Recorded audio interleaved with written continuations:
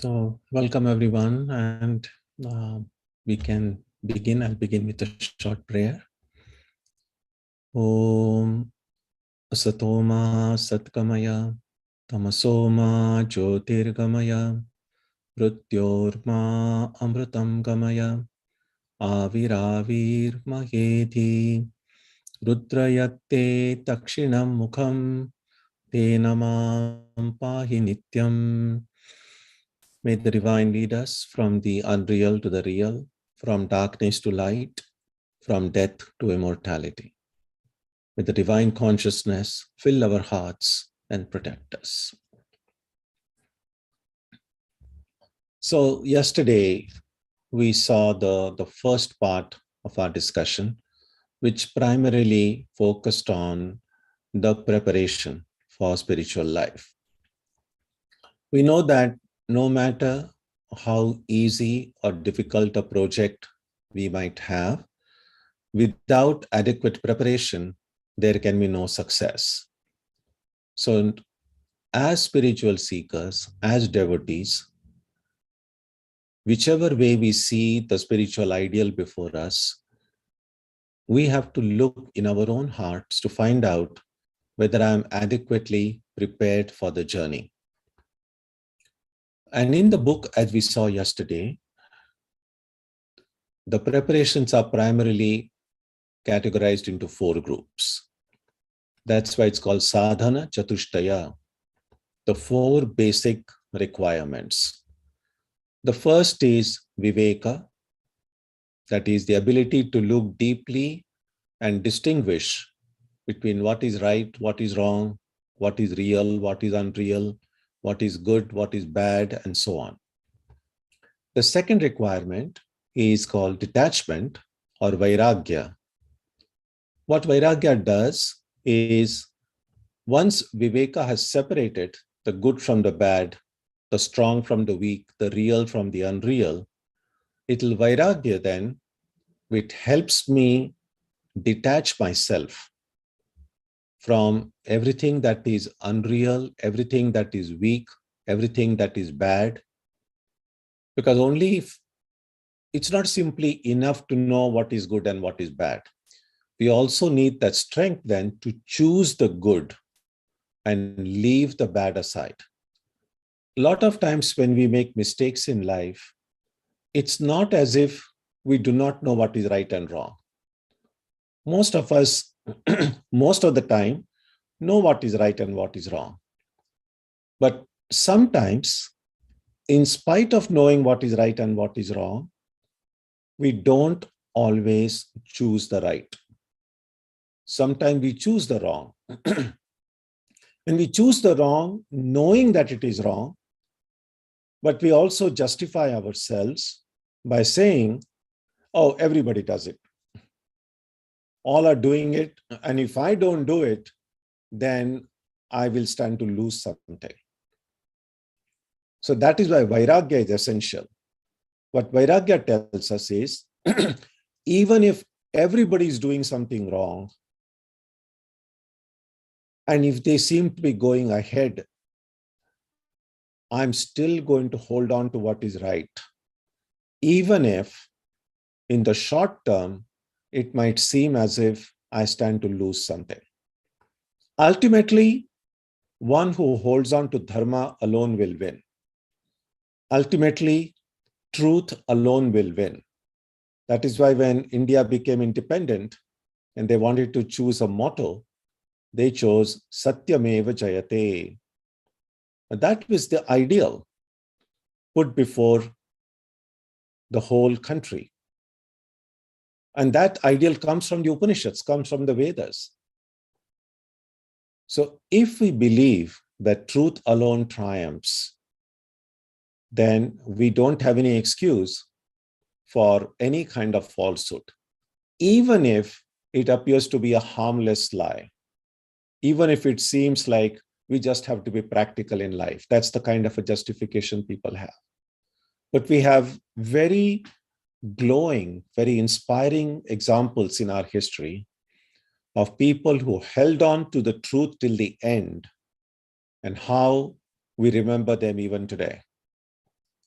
take the case of Raja Harishchandra. We know in short term, enormous hardships, not only for him, for his whole family. But he did not give up truth. And today, we remember him and we get inspired by him. Hundreds and millions of kings have come and gone. We don't remember the names of all of them. And in our own time, of course, the best example we have is Sri Ramakrishna himself, who said he could surrender everything to the Divine Mother, but he could not surrender truth.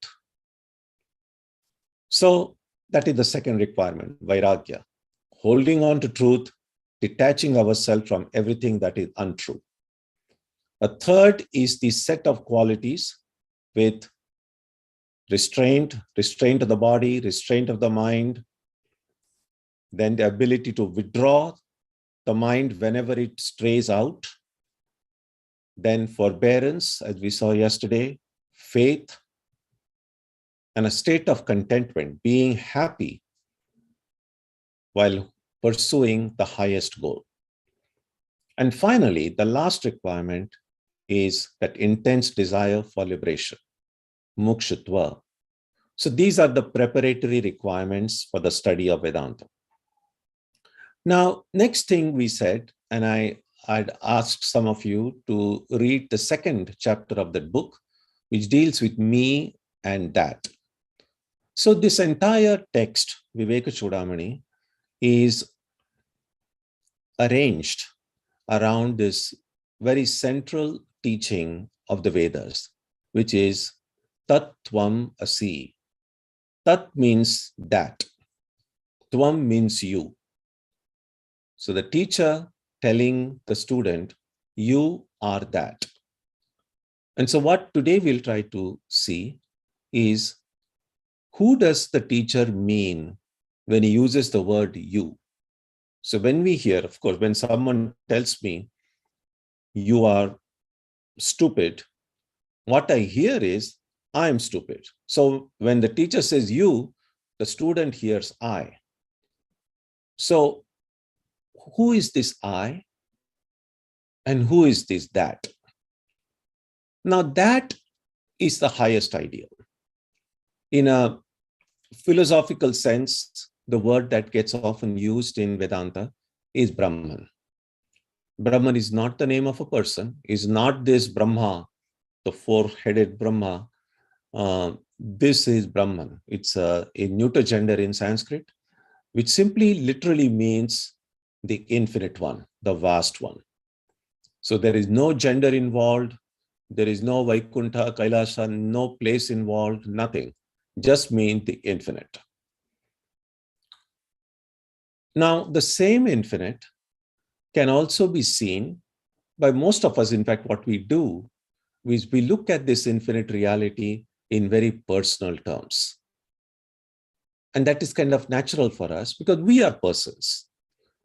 Every one of us is a person. We have a form, we have certain qualities, and that's the way our mind thinks. So even when the mind tries to think of this transcendent reality, it sees that reality as a person. And so therefore, that person, we ascribe form to that person. Now, there is not just one form. In fact, the Shastras say that every form you can think of is the form of the divine, because there is nothing other than the divine present.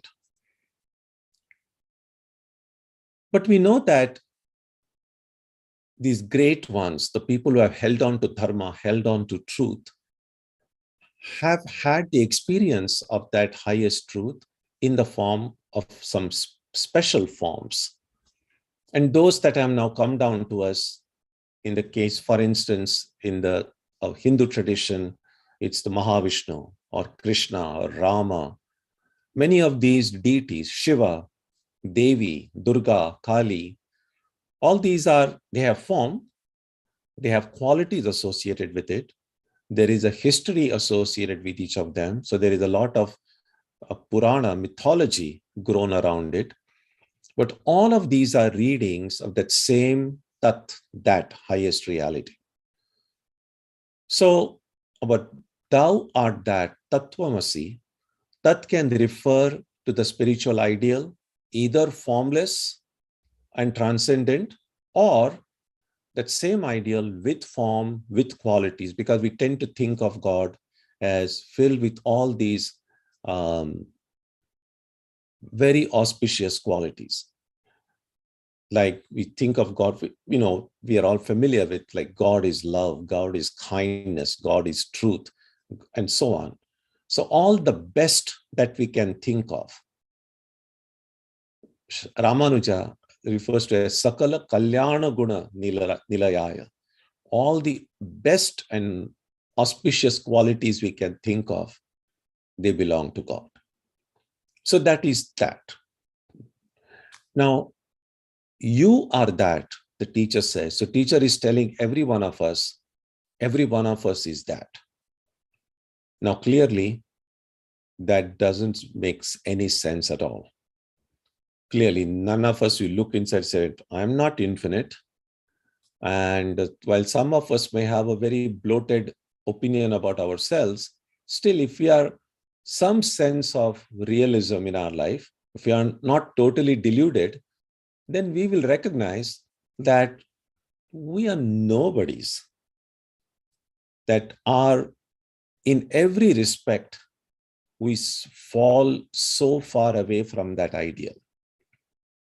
And therefore, we have to now investigate a little bit deeper into who we are then.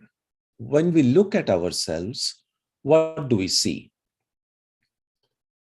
Now, as I said yesterday, if we look at things in a very superficial way, one kind of a view is opened up before us. But the more we keep on looking deeply, carefully, going close and watching it with great attention, then we will notice things we may not have seen before. And that is the primary content in the second chapter in this Vivekachudamani. The second section deals with me as an individual and that highest ideal. So one thing that is very obvious, and that is when we look at ourselves, the first thing that comes to mind is, well, the body. What appears before us when we stand before a mirror? Why do we look in a mirror? Because I feel I'm seeing myself in a mirror. But what I'm really seeing in the mirror is just the body. And that also not the entire body, just the front part of the body. Otherwise, you'll have to take another mirror behind. Then if you want to see what is at the back, none of us has actually seen at the back of our head, but we know our head has a back. None of us has seen our brains, but we hope we do have one. None of us has seen our heart. So a lot of the things, even with our physical body, we have not directly seen ourselves. But we know that there is a physiological organ called heart, because other people have heart and I'm like other people, therefore probably I also have a heart. But we have no direct experience of our own heart. We haven't seen it. Because sometimes when in science, they keep on saying, seeing is believing, seeing is believing. Then so we haven't seen our brains, haven't in our heart, so we probably don't have them. So we know there are a lot of things we just accept on inference, anumana, without having a direct experience of them. So one thing about our identity is, as the body is definitely a part of my present understanding of who I am. My present personality has this body as a component. But we also know that we are not just the body, that there is something more in me which is not a part of the body. That if my body is cut open at the time of surgery, the doctor will see my body, but there are a lot of parts of me that the doctor cannot see, the surgeon cannot see. And collectively, we think of this invisible part of myself We call it the antakarana. Antaf means inside, inner. Karana means an instrument. So antakarana means inner instrument. Or sometimes we just use the more popular term, mind. So mind, and which includes the intellect, the memory, the ahankara, the ego, thoughts, emotions, all of these things which are a part of me, but not a part of the physical body. So then when we think about ourselves, we can at least say, I'm able to see at least two distinct layers. That's why the song that we had earlier of Kabir, beautiful, because it says the body is like a blanket. It's kind of a cloth. And we know that while we may use a blanket to cover ourselves, we are not the blanket. The blanket is different from us. So this idea that this body and mind, which I feel right now are me, may be only coverings, comes to us not only from philosophy, not only from Upanishads and the Gita, even through songs, even through poems. This idea is instilled into us. So then there is the body, the visible me, there is the mind, the invisible me. Now, what is the relationship between the two of them? And what our rishis have said is that both the body as well as the mind, they are material, jada.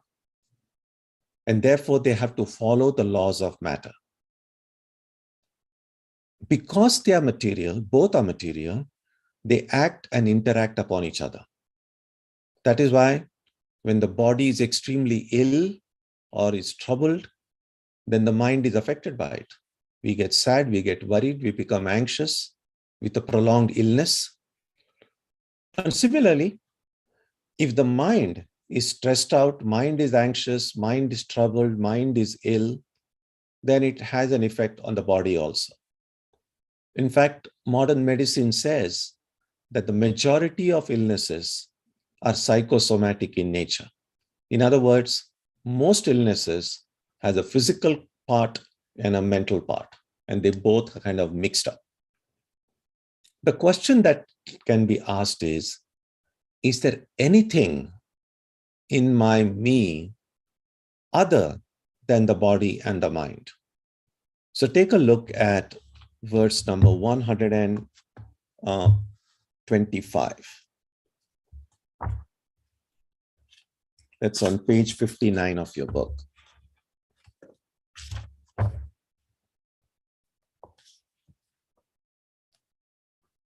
Asti kaschit swayam nityam aham pratyaya lambanaha avasthatraya sakshi san panchakosha vilakshanaha.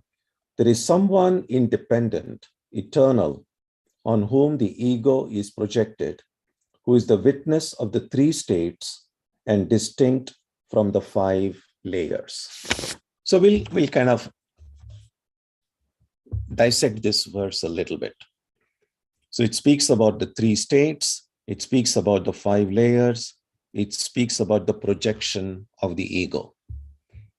So what this begins by saying that besides the body and the mind, asti kaschit vilakshanam, there is something which is distinct from the body and mind.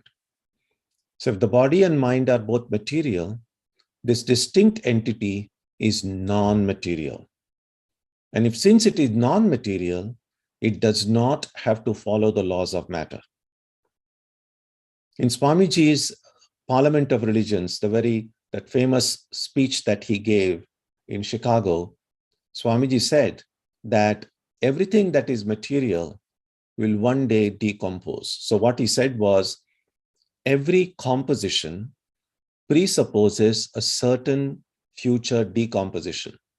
Essentially, think about any object. What is an object? It is a collection of parts. At the very least, collection of atoms and molecules. And they are kind of held together by a certain force. And when the parts of any object come apart, that object is dead. And that's true with the human body as well. Our human body is made up of atoms, molecules. Today, we even know the chemical composition of the human body. But we also know that when the body is dead, when it is cremated or buried, ultimately, it will be reduced to a heap of ashes or a heap of dust. So particles come together, particles go apart. That's the nature of all material things. Now, this third thing, which is distinct, is not material. And therefore, does not have birth, does not have death. There is no change involved. It is changeless. And so what the book tells us is that in addition to the body and mind, there is a third something here. And that is simply called the self. In Sanskrit, they call it the Atma. So then we have come to now three things: the body, the mind, and the Atman. Out of these, the body and the mind are material, the Atman non-material. The body and the mind keep on changing. We know when we are born, we just weighed a few pounds. Now we weigh much more. But the Atman was same exactly when we were born, and it is same now. The body will eventually die. The Atman will never die. The mind will have its ups and downs. The Atman will never have its ups and downs. So then the question is, who are we? Are we a combination of these three or what? And the answer is, we are really the Atman. We were never born. We will never die. There is no change occurring within us. We are infinite. We are free. But of course, none of us feels like that now. Why is it that we don't feel that way? Because we are now sitting in this train of the body and mind, if you want to use that analogy. It's like this. If you're sitting in a car or sitting in a train, then you might say, what speed are we going in? And so suppose you are driving the car and you look at the speedometer and you say, you're going at now, if you follow the traffic laws, you can say, well, I'm going at 65 miles per hour. Now, is that a true statement? No. You're just sitting there on your seat. You're not moving at all. What is moving is the car. The car is moving. But then I say, I'm going at 65 miles. And the reason I say that because I'm in the car. So whatever happens to the car happens to me now.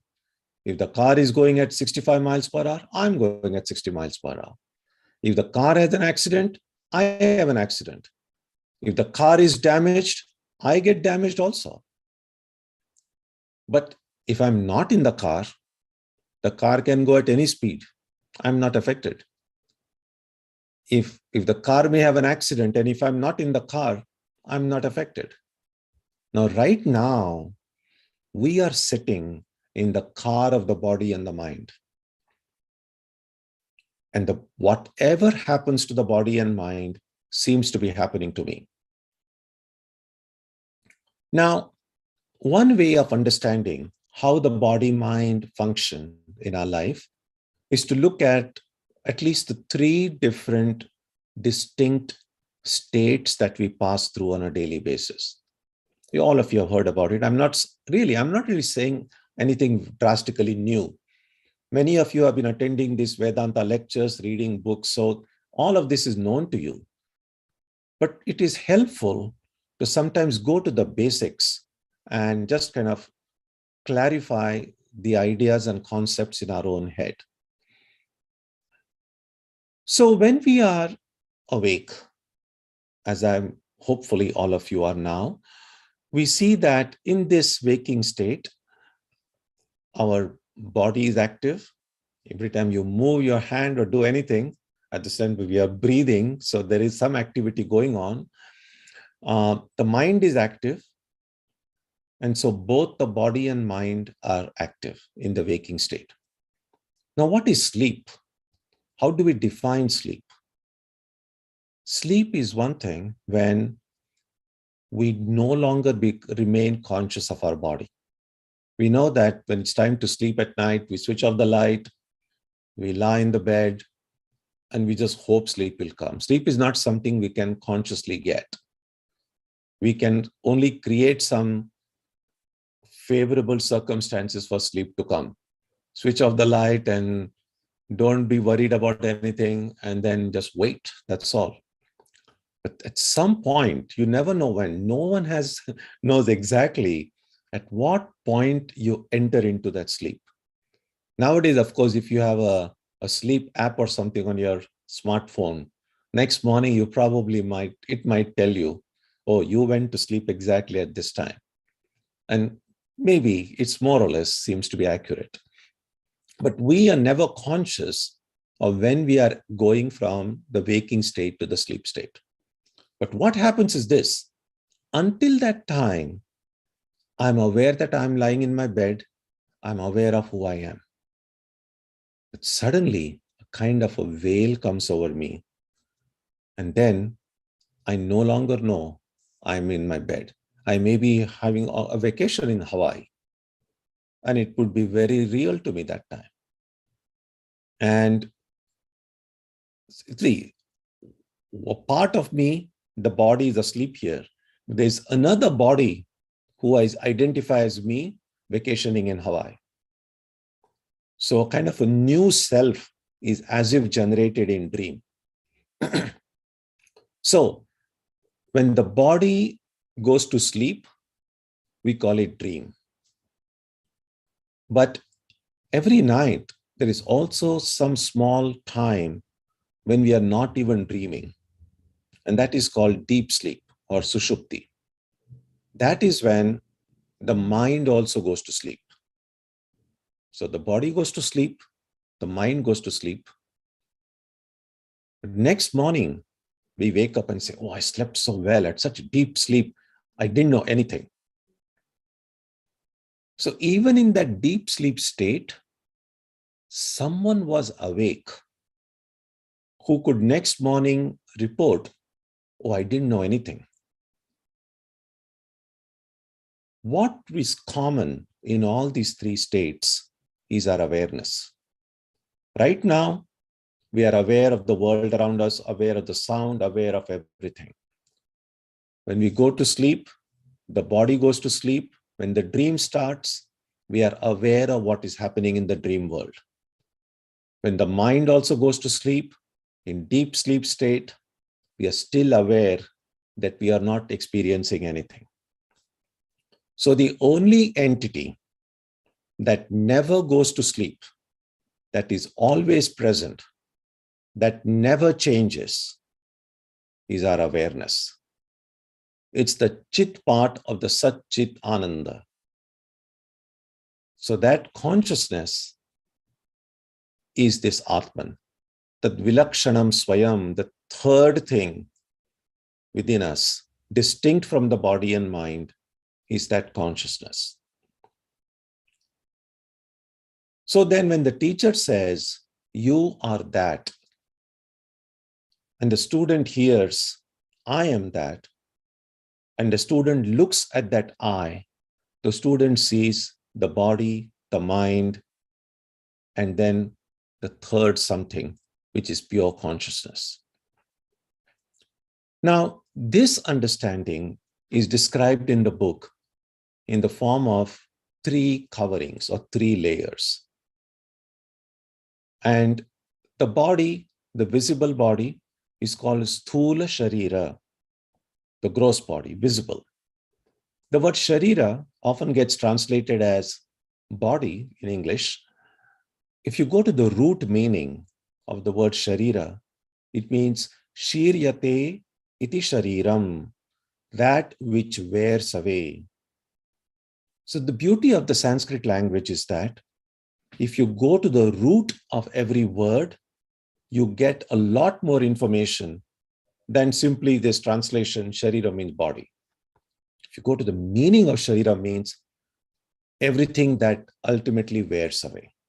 Another word for the body in Sanskrit is Deha. Again, if you go to the root meaning of Deha, it means Dahyate iti Dehaha, that which is burnt, that which is flammable, that which eventually gets burnt. So this body is the outermost Sharira, called Sthula Sharira. Inside this body, everything that is invisible within me is called the Sukshma Sharira, the subtle body. Inside this is what is called the Karana Sharira. And Karana Sharira really is nothing but Maya or ignorance. And beyond them all is the Atman, the pure self. So it is this ignorance or Maya that is causing all this mischief. That in reality, I am the Atman, but I am now somehow thinking the body and mind as me.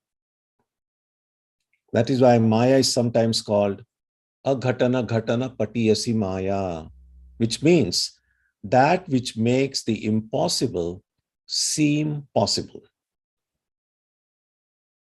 So we will look more deeply at what Maya does tomorrow, but today it's just enough for us to know the distinction between that, Tat, and me right now.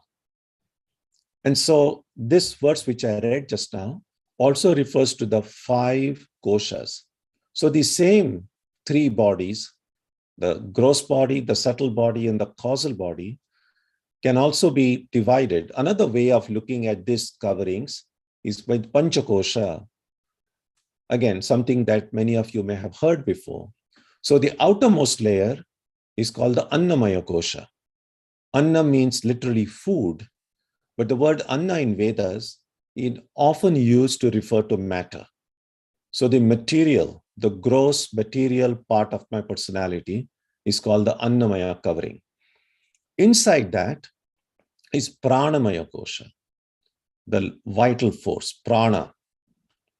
And we know as long as there is prana in the body, I will be called alive. When the prana leaves, the body drops dead. So that's the inner layer. Within that is the Manomaya Kosha, the layer of the mind. Within that is the layer of Vijnanamaya Kosha. Now, literally translated, Vijnana means knowledge. So sometimes people think it is the layer of the buddhi, but really it is the layer of the ego. The ego as a karta, ego as the doer. Because before any knowledge comes, this awareness that I have this knowledge, I am the one who is doing things. So the sense of I as a doer is really what Vijnanamaya Kosha is. And then finally, Anandamaya Kosha, the innermost layer, again, literally, it means the sheath of bliss. But what it really means is, it is also a layer of the ego, but ego as a bhokta, ego as an experiencer. And because in deep sleep we experience bliss, that is why it is called the blissful sheath. So these 3 bodies or the 5 layers can be equated with the 3 states that we experience. And this is very beautifully described in this book. So when you undertake a more careful study of these verses, all of these ideas will become clear. As I said, the book is fairly big. We are not going to be able to cover every verse, but I'm giving you a general outline so that when you undertake to read the book yourself, it'll be easier for you to follow the general narrative.